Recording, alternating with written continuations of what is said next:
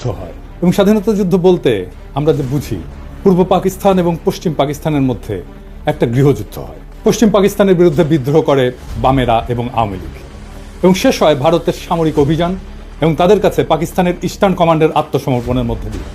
এই বিদ্রোহের নেপথ্যে আওয়ামী লীগ যেই মূল বয়ান তৈরি করছে সেটা হইতেছে পাকিস্তান সরকার পূর্ব বাংলার প্রতি অর্থনৈতিক বৈষম্য করছে এবং শোষণ করছে। এই বয়ানের মূল বক্তব্য হচ্ছে, তারা বলতে চায় পূর্ব পাকিস্তান পাকিস্তানের মেজরিটি প্রদেশ, এখানে দেশের 56% জনগণ বাস করে, অথচ পাকিস্তান সরকারের রাজস্বের সিংহভাগ পশ্চিম পাকিস্তানে ব্যয় করে। সেই টাকার অধিকাংশ আসে পূর্ব পাকিস্তান থেকে। পূর্ব পাকিস্তানে কামানো এই টাকা দিয়ে পশ্চিম পাকিস্তানের শাসক গোষ্ঠী নিজেদের এলাকার ব্যাপক উন্নয়ন করে। রাজস্ব খাত, উন্নয়ন খাত, আমদানি, বৈদেশিক সাহায্য ইত্যাদিতে পশ্চিম পাকিস্তানে ব্যয় করা হতো 75 থেকে 80 ভাগ, আর পূর্ব পাকিস্তানের ভাগে পড়তো মাত্র 20 থেকে 25 ভাগ। এছাড়া পূর্ব পাকিস্তানের মানুষকে দৈনন্দিন দ্রব্য সামগ্রী, পণ্য সামগ্রী পশ্চিম পাকিস্তানের চাইতে বেশি দামে কেনা লাগতো, যা ছিল তৎকালীন শাসক গোষ্ঠীর এক ক্রূর পরিকল্পনা, যার মাধ্যমে এদেশের গরিব দুঃখী মানুষের রক্ত তারা চুষে নিত। দুই প্রদেশের মধ্যে মাথাপিছু আয়ের মধ্যে ছিল ব্যাপক বৈষম্য, যা হচ্ছে তাদের শোষণের পলিসি। এইসব ক্ষোভকে ঘুঁটা দিয়া আওয়ামী লীগ 70 সালের নির্বাচনে একটা বিখ্যাত পোস্টার ছাপায় সারা দেশে ব্যাপকভাবে বিলি করছিল। পোস্টারটার শিরোনাম ছিল সোনার বাংলা শ্মশানকারী। কি ছিল সেই পোস্টারে? সেই পোস্টারে দেখানো হয়েছে যে বৈষম্য। রাজস্ব খাতে বাংলাদেশ 1500 কোটি টাকা ব্যয় হয়, পশ্চিম পাকিস্তানে 5000 কোটি টাকা ব্যয় হয়। উন্নয়ন খাতে ব্যয় হয় বাংলাদেশে 3000 কোটি টাকা, পশ্চিম পাকিস্তানে 6000 কোটি টাকা। বৈদেশিক সাহায্য বাংলাদেশ শতকরা পায় 20 ভাগ, পশ্চিম পাকিস্তান পায় 80 ভাগ। বৈদেশিক দ্রব্য আমদানি বাংলাদেশের শতকরা 25 ভাগ, পশ্চিম পাকিস্তান 75 ভাগ। কেন্দ্রীয় সরকারের চাকরি বাংলাদেশের শতকরা 15 ভাগ আর পশ্চিম পাকিস্তানে 85 ভাগ। সামরিক বিভাগে চাকরি বাংলাদেশে শতকরা 10 ভাগ এবং পশ্চিম পাকিস্তানে 90 ভাগ। চাইলের দাম মন প্রতি বাংলাদেশে 50 টাকা আর পশ্চিম পাকিস্তানে 25 টাকা। আটা মন প্রতি বাংলাদেশে 30 টাকা, পশ্চিম পাকিস্তানে 15 টাকা। সরষের তেল বাংলাদেশে 5 টাকা, পশ্চিম পাকিস্তানে 2.5 টাকা। সোনার প্রতি ভরি বাংলাদেশে 170 টাকা, পশ্চিম পাকিস্তানে 135 টাকা। কি নিদারুণ বৈষম্য, তাই না? আসেন এটা আমরা খুলে দেখবো, এটা আমরা বুঝে দেখবো। 70 সালের নির্বাচনের সেই পোস্টারটা পরিকল্পনা করেন জনাব নুরুল ইসলাম এবং আঁকেন শিল্পী হাশিম খান। এই পোস্টারটা সারা দেশে ব্যাপক সাড়া ফেলে এবং এই পোস্টারটাই আওয়ামী লীগের স্বায়ত্তশাসনের বয়ানের ন্যায্যতার মূল ভিত্তি। আওয়ামী লীগ পাকিস্তানের বিরুদ্ধে তার বিদ্রোহকে জাস্টিফাই করার জন্য যত আর্গুমেন্ট হাজির করছে তার সবকিছুর মূলে হচ্ছে পাকিস্তানিদের অর্থনৈতিক শোষণ। এখনো এরা তাই বলে। প্রাইমারি স্কুলের পাঠ্যপুস্তকের মধ্যেও এই পোস্টারটাকে ঢুকানো হয়েছিল এবং প্রায় সকলের মনেই ছোটবেলা থেকেই এইরকম একটা বদ্ধমূল ধারণা যে পাকিস্তান 23 বছরে অর্থনৈতিক প্রবঞ্চনা বাঙালিদেরকে বাধ্য করছে মুজিবের 6 দফা আন্দোলনকে সমর্থন করতে। সেই 6 দফা ছিল বাঙালি জাতির মুক্তির সনদ। 6 দফার ভিতরে 3টা দফাই ছিল পাকিস্তান থেকে পূর্ব বাংলাকে অর্থনৈতিকভাবে বিচ্ছিন্ন করার দফা। 70-এর নির্বাচনে নিরঙ্কুশ সংখ্যাগরিষ্ঠতা অর্জন করে আওয়ামী লীগ এবং তার ফলশ্রুতি সবার জানা।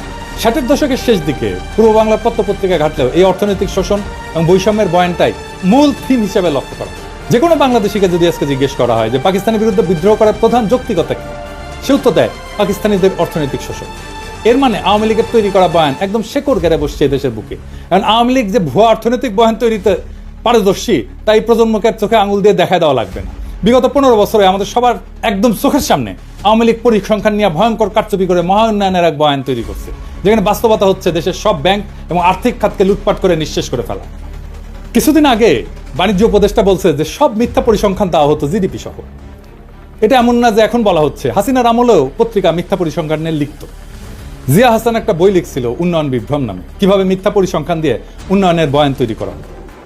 তাহলে সেই আওয়ামী লীগ 50 বছর আগের ঘটনাকে নিয়ে কি রকম কারচুপি করছে সেটা সহজে অনুমান করা যায়। আমরা অনুমান করব না, আমরা তথ্য দিয়ে দেখব। আমরা আজকে আওয়ামী লীগের এই বয়ানকে তৎকালীন বাস্তবতার আলোকে পরীক্ষা করে দেখব যে এই অভিশপ্ত দলটা সেখানেও কি রকম কারচুপি করছিল। তৎকালীন পাকিস্তানের আর্কাইভ ঘেঁটে আমরা যাবতীয় প্রাসঙ্গিক ডকুমেন্ট জোগাড় করছি এবং বলাই বাহুল্য আওয়ামী লীগ এবং তাদের পোষা অর্থনীতিবিদরা নুরুল ইসলাম, রেহমান সোবহান ভয়াবহ জালিয়াতি করছে এই পোস্টার তৈরি করতে এবং ম্যানিফেস্টো তৈরি করতে। সেই নিয়ে বিস্তারিত আলোচনার আগে এদের আসল চরিত্র এবং এদের উদ্দেশ্য সম্পর্কে একটু আলোকপাত করা দরকার। মেজর ডালিমের একটা বই, যা দেখেছি, যা বুঝেছি, যা করেছি, ওইখান থেকে বলতেছি। ভারতে থাকতে উনি বলতেছেন বিভিন্ন মহলে তখন ভবিষ্যৎ বাংলাদেশের রাষ্ট্রনীতি, অর্থনীতি, প্রশাসন প্রভৃতি বিষয়ে আলোচনার ঝড় বয়ে যাচ্ছে। একদিন এক সামাজিক অনুষ্ঠানে সরকারের এক অর্থনীতি উপদেষ্টা বললেন, স্বাধীন বাংলাদেশের ইকোনমিক ভায়াবিলিটি তেমন একটা নাই, মানে এটা অর্থনৈতিকভাবে এটা সফল হবে না। তার এই ধরনের বক্তব্যে অবাক করেছিল অনেককেই। প্রশ্ন করা হয়েছিল স্বাধীন বাংলাদেশের ইকোনমিক ভায়াবিলিটি যদি নাই থাকে তবে আপনারা 6 দফা প্রণয়ন করে জনগণকে উস্কে দিয়েছিলেন কেন? কেন বলেছিলেন পাকিস্তানের শোষণের হাত থেকে পূর্ব পাকিস্তানকে স্বাধীন করতে পারলেই সোনার বাংলা কায়েম হবে? তাহলে কি আপনাদের এই সমস্ত প্রচারণা ছিল মিথ্যে? জনগণকে ধোঁকা দিয়ে পাকিস্তানকে শুধুমাত্র দ্বিখণ্ডিত করার এক কৌশল মাত্র? এই সমস্ত মৌলিক প্রশ্নের জবাব উক্ত বিশারদ সেদিন দিতে পারেননি। অত্যন্ত বিব্রতকর অবস্থায় কেটে পড়ে নিজেকে বাঁচিয়েছিলেন বিড়ম্বনার হাত থেকে। ঠিক একইভাবে আরেকদিন এক ঘরোয়া পরিবেশে কিছু বাঙালি জনাব দীপি ধরকে ভবিষ্যৎ স্বাধীন বাংলাদেশের অর্থনীতি শিল্পনীতি কি ধরনের হওয়া উচিত জানতে চাইলে তিনি জবাব দিয়েছিলেন ইংরেজিতে। কিন্তু বাংলায় এটা বোঝা যায় যে তোমাদের এসব নিয়ে কথাবার্তা বলার দরকার নাই, তুমি শুধু ফসল ফলাও, ধান ফলাও, বাকিগুলো আমরা দেখব। এই ধরনের কথা থেকে পরিষ্কার বোঝা যায় যে বাংলাদেশকে ভারতের অর্থনৈতিক বাজার এবং পশ্চাৎভূমিতে পরিণত করার ষড়যন্ত্র ছিল ভারতীয় আধিপত্যবাদী নীল নকশার অন্তর্ভুক্ত। শুধু কি তাই, বাংলাদেশের অর্থনীতিকে সম্পূর্ণভাবে বাংলাদেশের উপরে ভারতীয় নিয়ন্ত্রণ নিশ্চিত করার খায়েশটাও পরিষ্কারভাবে ধরা পড়েছিল জনাব ধরের বক্তব্যে। এই হচ্ছে বাঙালির মুক্তির সনদ প্রণেতাদের দৃষ্টিভঙ্গি, যারা নিজেরাই স্বাধীন বাংলাদেশে বিশ্বাস করত না, যারা সর্বদা ভারতকেই তাদের তীর্থভূমি হিসেবে কল্পনা করেছে আজীবন। গোলাম আজমের বই জীবনে যা দেখলাম, এখান থেকে একটা অংশ আমি পড়ে শোনাই। উনি 69 সালে আইয়ুব খানের সাথে সমস্ত রাজনৈতিক দলের গোলটেবিল বৈঠকে অংশ নেওয়ার পর পশ্চিম পাকিস্তান থেকে পূর্ব পাকিস্তানে ফিরতেছিলেন। তখন প্লেনে এক ব্যক্তির সাথে ওনার কথা হয়। একজন 6 দফা প্রণেতার দাবি গোলটেবিল বৈঠক ব্যর্থ পরিণতির পর থেকে করাচি থেকে ঢাকা ফিরে আসার পথে বিমানে এক ভদ্রলোকের অত্যন্ত আগ্রহ উৎসাহ নিয়ে আমার সাথে হাত মিলালেন। আমি তাকে চিনলাম না। আমার পাশের আসনে বসা ভদ্রলোক অনুরোধ করে তার আসনে নিয়ে বসালেন এবং তিনি এসে আমার পাশে বসলেন। আমি বিস্মিত হয়ে তার পরিচয় জানতে চাইলাম। ধারণা করেছিলাম আদর্শিক দিক থেকে নিকটবর্তী হবেন, তাই আমার সাথে ঘনিষ্ঠ আলাপ করতে চান। অচিরেই টের পেলাম যে তিনি সম্পূর্ণ বিরোধী ক্যাম্পের লোক। গোলটেবিল বৈঠক ব্যর্থ হওয়ার পরে যারা বিজয়ীর গৌরব বোধ করছেন তিনি তাদেরই একজন। পরাজিত প্রতিপক্ষের একজন প্রতিনিধিকে পেয়ে তিনি বিজয় উৎসবের অংশ হিসেবে ভ্রান্ত পথ ত্যাগ করার উপদেশ দিতে চেয়েছেন। পরিচয় নিয়ে জানলাম তিনি একজন সিএসপি উচ্চ কর্মকর্তা, ইসলামাবাদে কর্মরত আছেন, ছুটিতে দেশের বাড়িতে যাচ্ছেন। নাম ডক্টর আব্দুস সাত্তার। আমাকে তিনি খুব ভালো করেই চিনেন বলে জানলেন। যারা রাজনীতি করেন তারা লেখাপড়ার চর্চা কমই করেন, আমি এর ব্যতিক্রম বলে আমাকে শ্রদ্ধা করেন বলেও উল্লেখ করলেন।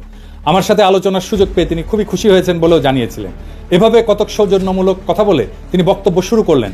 আপনারা 6 দফাকে সঠিকভাবে বিবেচনা করলেন না, এটাকে শেখ মুজিবের হঠকারী রাজনৈতিক প্রস্তাব মনে করে হয়তো এটার যথার্থ মূল্যায়ন করতে পারেননি। এটা শেখ মুজিবের মাধ্যমে পেশ করা হয়েছে বটে, কিন্তু এর প্রণেতা 18 জন পিএইচডি, এর মধ্যে বিভিন্ন বিশ্ববিদ্যালয়ের প্রফেসর এবং সরকারি বেসরকারি উচ্চপদস্থ ব্যক্তিত্ব রয়েছেন।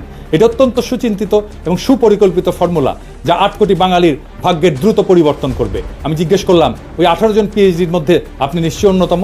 তিনি জোশের সাথে দাবি করলেন যে তিনিও এই সংগঠকদের একজন। আমি জানতে চাইলাম, এই 18 জনের সবাই কি বাঙালি? তিনি আরো উৎসাহের সাথে বললেন যে তারা সবাই বাঙালি জাতীয়তার বিশ্বাসী। আমি জিজ্ঞেস করলাম যে আপনারা নিশ্চয়ই সুদূর প্রসারী পরিকল্পনার ভিত্তিতে এই 6 দফা প্রণয়ন করেছেন। উক্ত পরিকল্পনায় কি পূর্ব এবং পশ্চিম পাকিস্তানকে একটা রাষ্ট্র হিসেবে গড়ে তোলার চিন্তা রয়েছে? তিনি খুবই খোলা মনে জবাব দিলেন, আপনারা জনগণের ময়দানে কাজ করেন, আমরা তাদের সাথে কাজ করছি যারা দেশ চালাচ্ছে। পাঞ্জাবিরা আমাদের দাবিয়ে রাখতে চায়, তাদের থেকে আলাদা না হয়ে আমরা উন্নতি করতে পারবো না।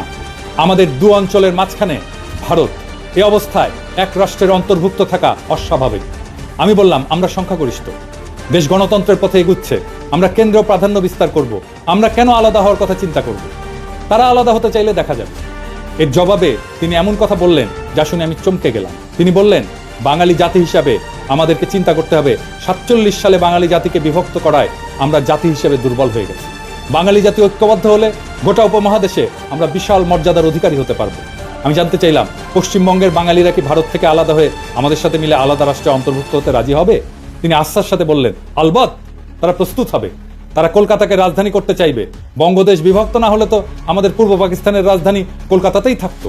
ব্রিটিশ আমলেও কলকাতা বহু বছর ব্রিটিশ ভারতের রাজধানী ছিল। এখানে লক্ষণীয় যে উক্ত ব্যক্তি খালি 6 দফাতেই সন্তুষ্ট নন, উনি প্রত্যক্ষভাবে বাংলার সাথে যোগ দেওয়ার জন্য উদ্গ্রীব এবং সেই জন্য পূর্ব